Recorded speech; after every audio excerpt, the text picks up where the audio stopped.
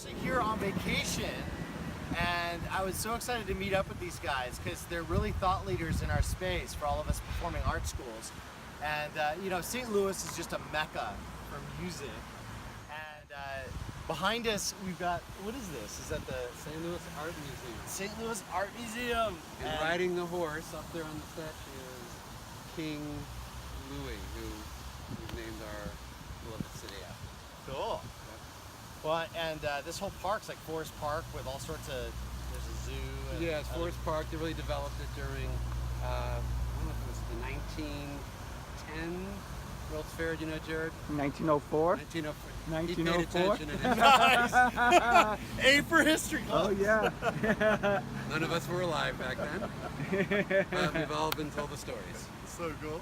Yeah. Well, the way we got put together before the TeacherZone connection was a friend of ours who has a music school, Danny Thompson in Orange County, California with Music Factory OC. What's up, Danny? And what Tyler and I were really impressed by with Danny's operation is, Dave has created really cool curriculum called Kids Rock. And so what I thought we might talk about is, I know that it's a big challenge these days. If you're a conservatory, if you're a school that isn't doing contemporary or rock music, right? It's a big challenge to try and keep students' attention, keep them excited, keep growing the rosters, keep growing our schools.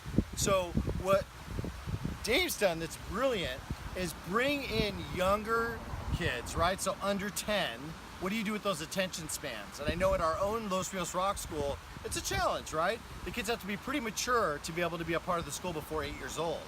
And so Dave's developed a bunch of curriculum that schools all over are using, and that we witnessed at Danny's school. So I want to talk about that a little bit, because if you're thinking about having a modern program at your school, regardless of what you teach, what's so neat is what he's created allows us to be able to start kids at a younger age. So first of all, what got you doing the younger kid thing with Kids Rock? So I had, my school's very similar to Los Rios, where it's rock band oriented, really geared towards teens and preteens. And I had a woman renting space running an early childhood program. And she decided to get out of the business. So she's like, here's my roster. So I've got this list of 100 families with 4-year-olds and 3-year-olds. And I'm like, okay, either I do something with this or I just let it go. And we'd also been having some of those kids were interested in taking lessons at our school. They were too young. That's really young. Right, really young. And my teachers, they don't want to have a 5-year-old or a 4-year-old taking guitar lessons. Right. So I said, okay, I've got this opportunity. There's zero attention span at that age. Zero. Yeah. So I said, let me just send your kids to me. I'm not even going to charge you. I just want to use this as like a laboratory. Cool. And I'll never forget that very first time I had 4 or 5 kids. I put them in a rock band. I just put one string on the guitar, and I developed these simple patterns. And I saw that these kids, they understood rhythm, and they understood being able to play together. And here I had these 4-year-olds making music. It was very simple, but right there in that moment I said, okay, now I'm on to something. If I can expand this, I can turn this into a program. But I ultimately, realized that kids that age, they do have some basic musical skills, but they can't play standard music. Right. Everything has to be on their terms. Right. So I said, okay, if I can just maximize their natural abilities and minimize their challenges, because their fine motor skills aren't really developed yet. Right. If I can maximize their strengths, minimize their weaknesses, I can create a meaningful program. And after about a year of experimenting and writing curriculum, I finally launched Kids Rock, which did great for me. I think I had about 30 kids in the program out of the gate. But then I developed junior rockers for ages 7 to 11, which I now license, and that becomes a destination program. So now what we have at our school, and other schools have this, is they've got kids in these rock bands from ages 4 to 11, and many of those kids have never taken a private lesson. Wow. But they're learning in the group setting. More importantly, they have this performance component. Kids love to perform. So I don't know about all you. the time as much as possible. Yeah. And I don't know about you, but when I was a kid, I learned how to play first, and then I joined a band. Right. We flipped it, where it's, no, you're in a band day one, and once you've established for yourself that you love this and you're serious about it, then you go into private lessons and really do some core skill building. We always say music's a language, right? You know, kind of like us having a conversation. So it's right in alignment with that, right? It's like Right. they're having a conversation with their instruments. Right. And They're doing it day do you one. start with rhythm? For the, Yeah, you know, everything's really, they're learning basic rhythms, and they're doing basic chord patterns. Everyone's playing in unison rhythm. So, you know, you don't have those layers of harmony and rhythm that you're going to get when you're a little bit older. But all kids love music, yes. but they don't necessarily love music lessons. Right. Because music lessons require work. So these programs really focus on building a child's love of music and their own belief in their abilities with music. And once they believe in themselves, then you can start hitting them up with music theory and some, you know, harder skills. They actually want to more. practice because Right. they're great. Actually, that's a huge one. Did you guys hear that? I'm going to use that. Kids love music, but they don't necessarily love music lessons. And that's on all of us as performing arts owners, you know, to make sure our academies really have a program that kids love. I mean, you know, the rigor comes in, I think, later?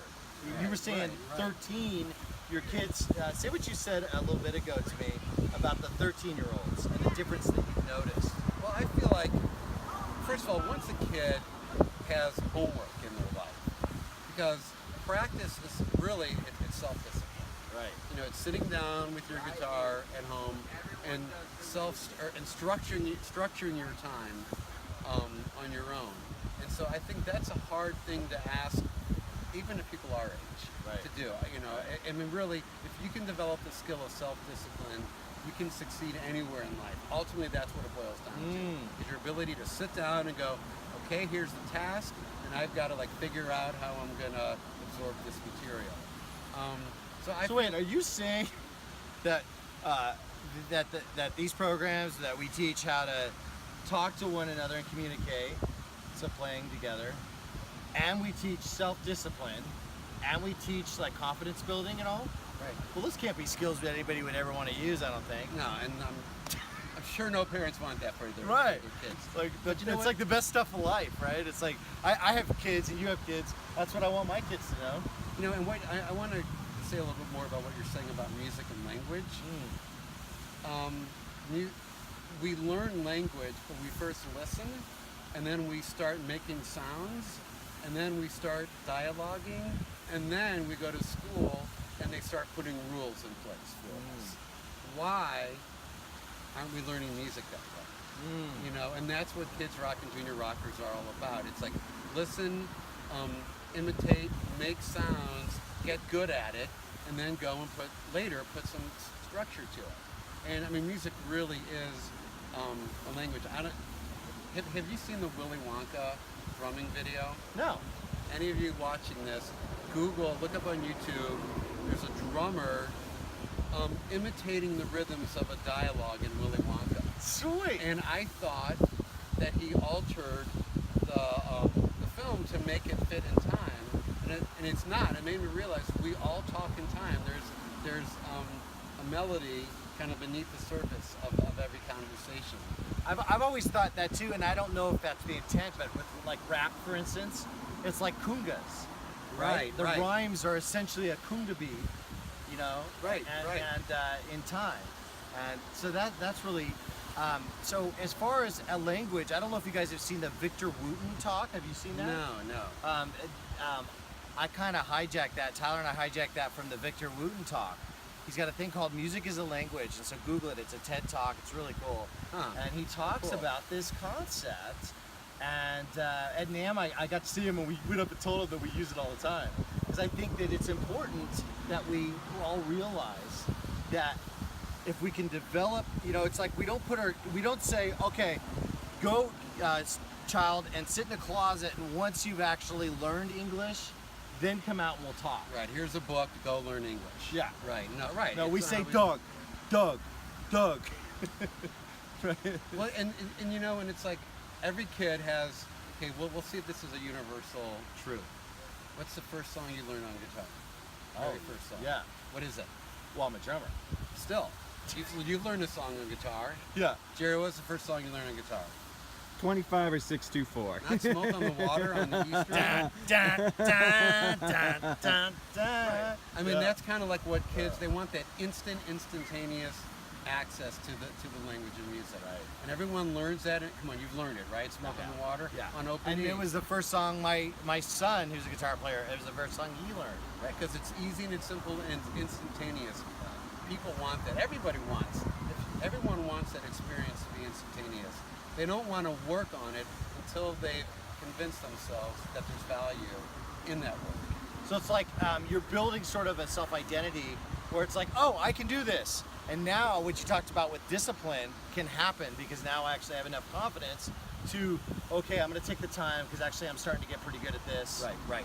I enjoy playing with others.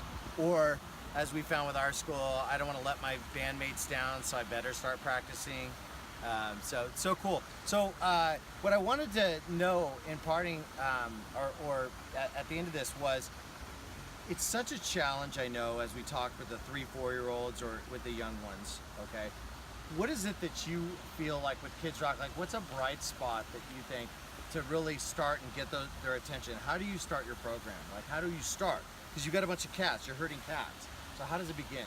The whole thing starts off, every class starts off with a rhythm game. Cool. So that they're, day one, they're playing in time and they're feeling time. And Jared and I, we always use this analogy that learning how to play an instrument is like sitting in your backyard shooting hoops. You are experiencing a part of basketball. That is a reality of it.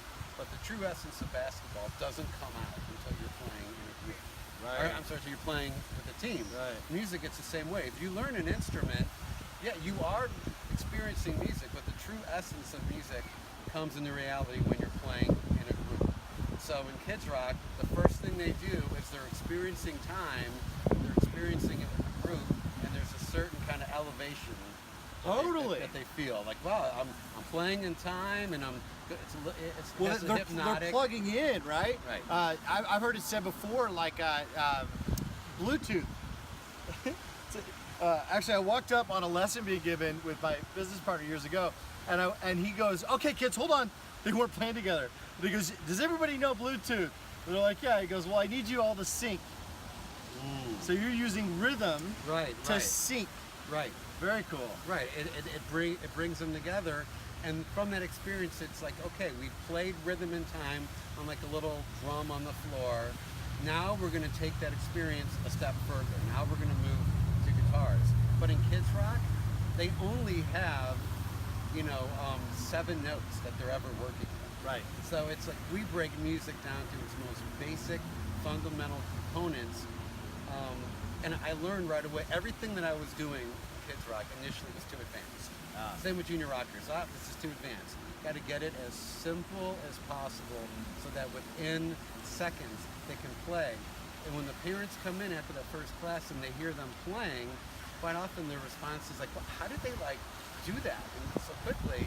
It's that the untrained ear, the minute it hears rhythm and harmony, to them it sounds impressive, especially if they can't do it. They've never because it's done organized and stuff. Right. It's actually interesting you say that. I noticed in the park here they had a bust of Jean, and I gotta look him up. But he had some crazy title under his name, and I'm thinking he was like the godfather of gardening, something like that, which is like organizing nature, right? Which is what this is about. And it's very fitting that we're sitting here. Well, thank you for your time. And